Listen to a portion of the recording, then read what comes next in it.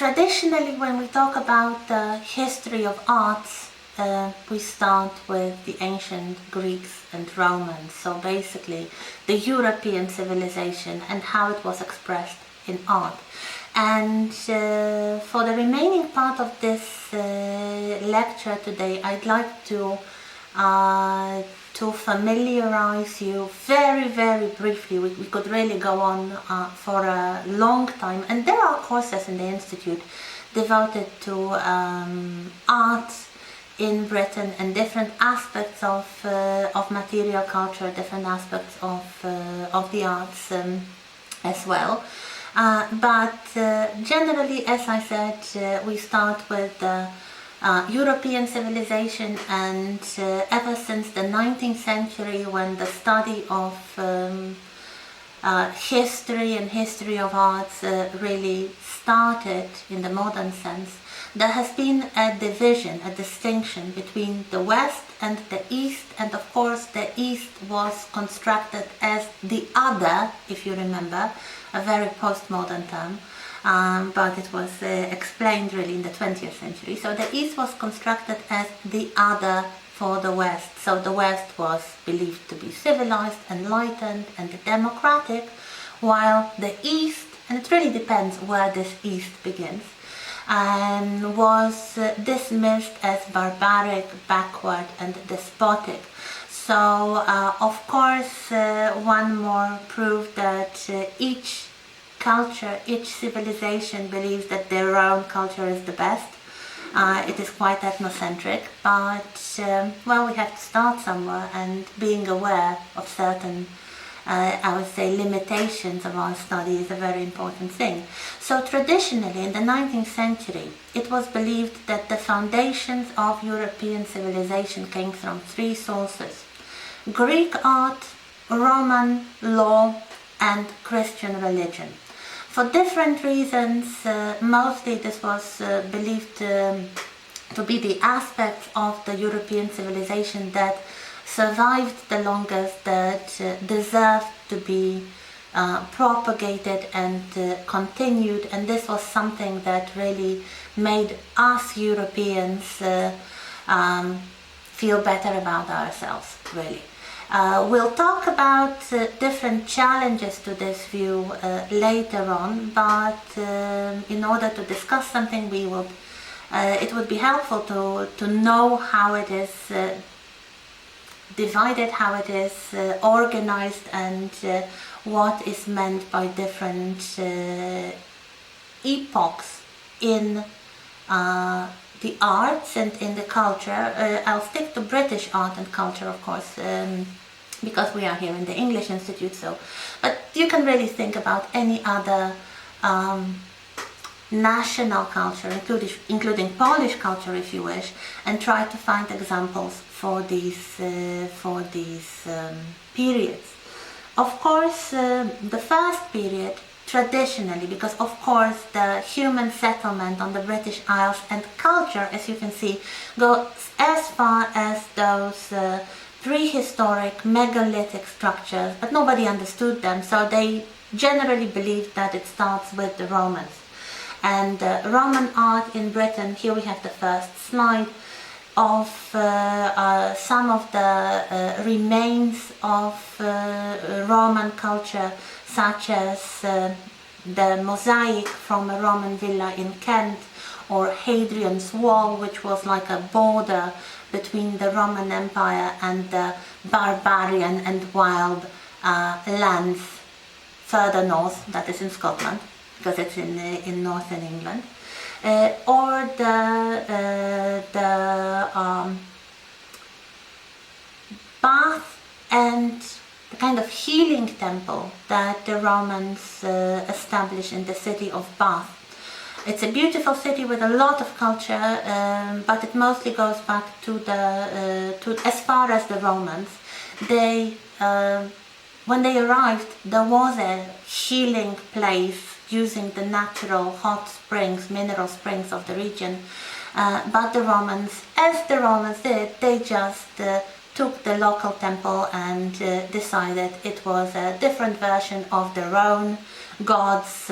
So The local goddess, I think, was called Sulis, and they called it Minerva Sulis. So they just took over the springs and the temple, and it prospered for some more time.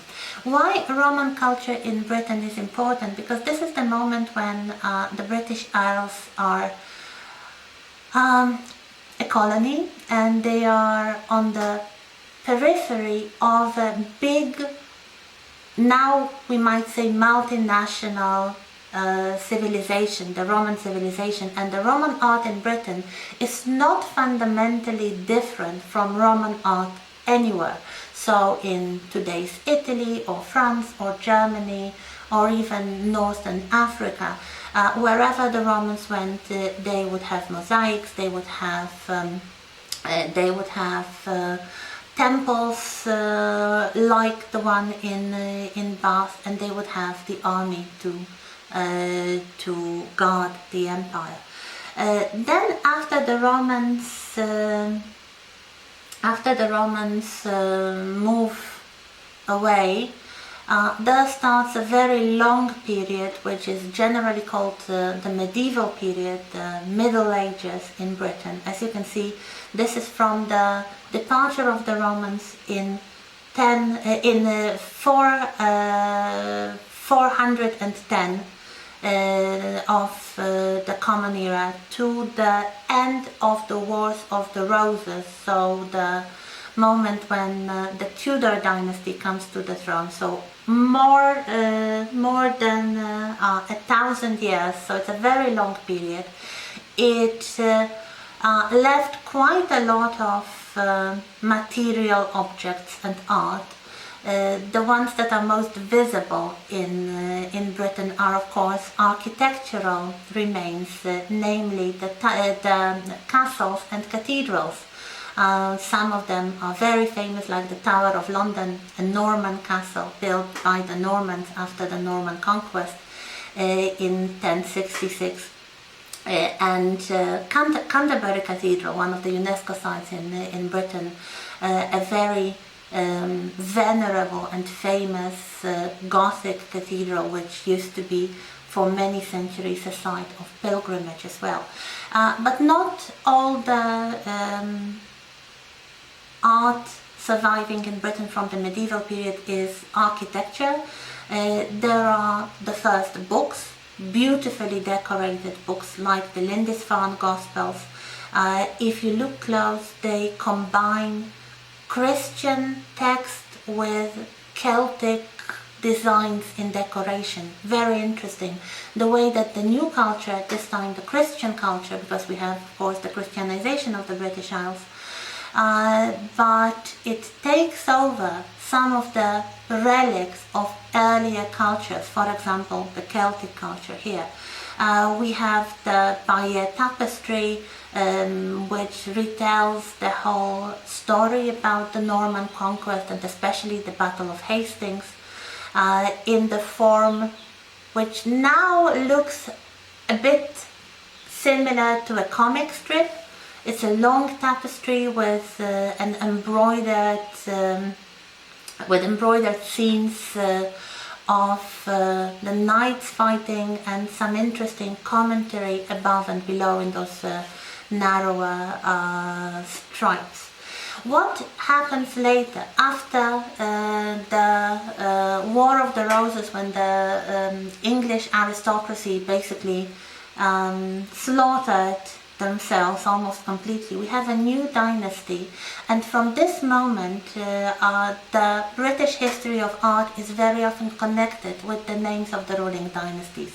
So we have Tudor art in Britain, and then Stuart art in Britain, and then Georgian art in Britain, and then Victorian art in Britain. It is connected with the monarchy, it is connected with the dynasties and even some monarchs themselves. So Tudor art in Britain, of course, dominated by the painting mostly by foreign masters. The main important one would be Hans Holbein, who had this very interesting, you might say, collaboration or patronage with King Henry VIII. And if we remember King Henry VIII as a human being nowadays, we remember him the way that Holbein painted him in his portraits, as a very large, powerful, domineering figure.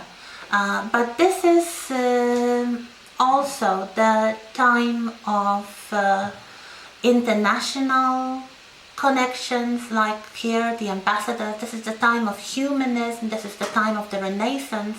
That is why we have two courtiers from the court of Henry VIII, surrounded by all the interesting objects that point to the arts, like the musical instrument, and the sciences, like the orbs here, the globes, and mathematical and navigation instruments.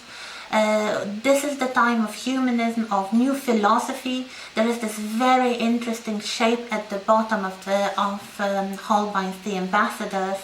I will not tell you what this is.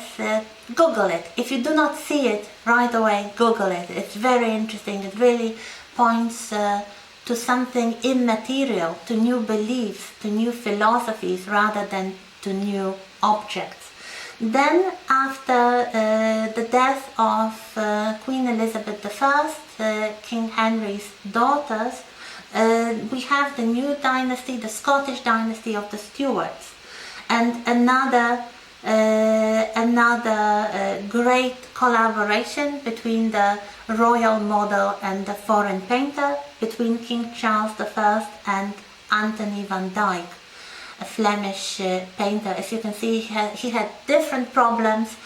This time the king was a very short and slightly built man, so the role of the painter was to make him more royal and imposing, and he did it, for example, by putting the king up on a horse. This period, so the Tudor period and the Stuart period, more or less corresponds in Europe with the periods of Renaissance and Baroque. And we can talk about English Renaissance and English Baroque, which more or less corresponds, at least partially, with the Tudor and the Stuart periods. As you can see, we have great intellectuals and artists and scientists in the Renaissance period, like William Shakespeare or Sir Isaac Newton. We have great architecture in the new style, more luxurious, not really the defensive castles, but beautiful palaces like Hardwick Hall in Derbyshire, which was called Hardwick Hall, more glass than wall, and you see why. Then in the Baroque period, so the 17th century, the Stuart period in Britain, we have the exuberance, we have the fascination with the excess, with big, great structures like St. Paul's Cathedral, designed by Christopher Wren after the Great Fire of London. They needed a new cathedral. He built it in a completely new style, in the neoclassical style, which was just becoming fashionable. But we also have, again, foreign artists working for the British Royal Court, like Peter Paul Rubens, doing allegories with a lot of bodies and a lot of flesh. This is something quite popular in the Baroque. This is something that the Baroque in Europe was associated with in the arts, but also some English answers to this style. Like here we have a Rococo chair. This is the back of the chair by Thomas Chippendale from late 18th century. So decoration, opulence, luxury, even in private lives. Then the 18th century is usually called in Britain the Georgian period. The Georgian period, we have a new dynasty after the Stuarts die out, so after Queen Anne dies, leaving no heirs. the new dynasty is invited by the parliament to the British throne, and these are the Hanoverians, and the first 4 kings from this new dynasty are called George. So the 18th century, when these 4 Georges sit on the throne, is sometimes called, it's very often called the Georgian period. So if you hear about Georgian architecture, Georgian art, this is the 18th century with the Hanoverians on the throne. This is the moment when we start having very successful English artists, such as William Hogarth. He is sometimes called the first British painter.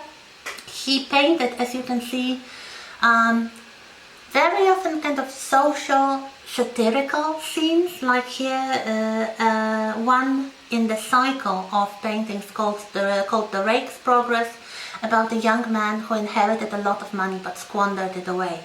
We have the Regency period with the Prince of Wales, later George IV, being given the title of Prince Regent. We are talking about the very first years of the 19th century, the Napoleonic period. This is the period in Britain when we have the development of a completely new form of art, that is political caricature. And here we have one of the masters of political caricature, James Gillray, doing a rather malicious sketch of the Prince of Wales as a lazy, fat glutton who just enjoys food and drink and drugs, if you look close, of course to the detriment of his country. This period corresponds with the classicism in Europe. The 18th century is also called the Enlightenment or the Age of Reason. So we have a lot, in the material art, we have a lot of interest in the Greeks and Romans again. We have contemporaries trying to mimic the Greeks and Romans, so like this beautiful vase by Josiah Wedgwood, a potter from the 18th century. As you can see, it looks almost as a beautiful Greek vase. And we have the British Museum, established in the middle of the 18th century, basically to house the collections of exotic objects, mostly from ancient cultures, increasingly brought from the British colonies. And the building itself is in the neoclassical style. So here we have the Georgian art, the 18th century, plus the Regency, so the first, let's say, 20 years of the 19th century. Then in 1837, Queen Victoria comes to the throne, and we have another long period, Victorian period. The Queen had the longest reign in the history of Britain, only recently beaten by the present Queen Elizabeth II. Victoria sat on the throne for more than 63 years, so a lot happened in culture. If you want to know more, you will definitely learn more during the course of studies. It's just to give you the chronology today. So what's there to remember? I chose the Crystal Palace, so the main building. As you can see, a very unusual building. It looks like a giant glass house. It looked like something that could be designed by a gardener or garden designer, and in fact it was designed by a garden designer to house the Great Exhibition in London in 1851, the first, you might say, trade fair, the first exposition of the wonders of modernity and exotic lands and the British Empire and all these things. This was an immense success, and if you ever go to London, you can go to the Victoria and Albert Museum and see many of the exhibits that were originally made for the Great Exhibition in Crystal Palace. The other one is, here I chose the painting by John William Waterhouse, Ophelia, which points to the fact that there was a constant rediscovery of earlier culture in Britain, and in the 19th century William Shakespeare was given the title of, let's say, the national bard, the second holy book next to the Bible for the British. And if you look for Victorian renditions of Ophelia and other Shakespearean themes, you will find hundreds of examples. This one is interesting because this is from the late 19th century or even the turn of the 20th century. The painter was the follower of the Pre-Raphaelites, an artistic group of rebellious young painters who wanted to revolutionize British painting in the middle of the 19th century by going back to nature, by showing beautiful women, very much like this model who sits for Ophelia here, with long hair, with kind of dreamy looks, with some sort of quasi-medieval looks to them. They were fascinated by the imagined Middle Ages, so the age of chivalry and damsels in distress and knights and dragons and all that. So here we have the Victorian art, and the last one on this chronological list would be the modern and postmodern art in Britain, which starts from the beginning of the 20th century. Queen Victoria died in 1901, and later on we really have modernity, and even then in the second half of the 20th century, post-modernity. We have here two examples. One is a rather dark and dramatic painting by Francis Bacon from 1944. This is one part. The whole thing consists of a few paintings, very much like this. It's called Three Studies for Figures at the Base of a Crucifixion. So again we have the discussion of the artist with earlier art, with Christian religion, with the tradition of painting the image of Christ's crucifixion. But of course this is during the Second World War, and of course the world is completely different. The world is monstrous to the artist, and he is overwhelmed, he is terrified, and he shows those figures. Who could these be? Could these be the soldiers? Could these be the members of the crowd jeering at Jesus? Anyway, they are some monsters. They hardly resemble humans.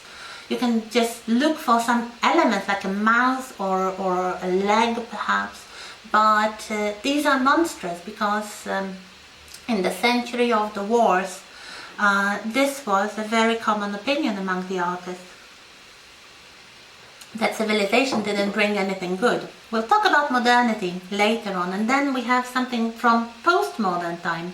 Damien Hirst's Diamond Skull, again given a very puzzling title, For the Love of God, 2007. This is a human skull encrusted with diamonds. So it's something dark and spooky, and at the same time something made very valuable and perhaps symbolic. What does it symbolize? Does it symbolize death, that is the equalizer, that is equal to anyone, rich or poor? Does it symbolize today's consumerism? Does it symbolize, I don't know, the civilization of death, whatever we mean by it? The dangers of modern life, spiritual dangers, or the inequalities in society. All these works of art, they pose more questions than they answer.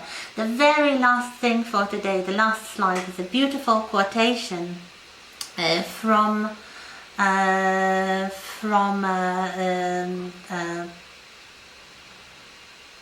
poet and writer L.P. Hartley. The past is a foreign country. They do things differently there.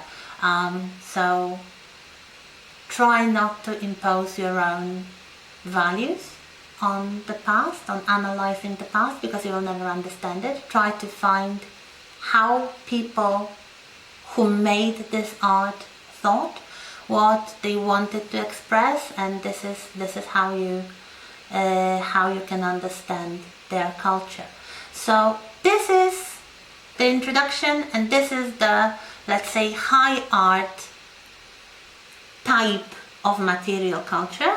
And next week and in 2 weeks time we'll talk about more everyday and popular and modern types of material culture, something that we use every day like clothes or food, and what kind of symbolic meanings can be deduced from that.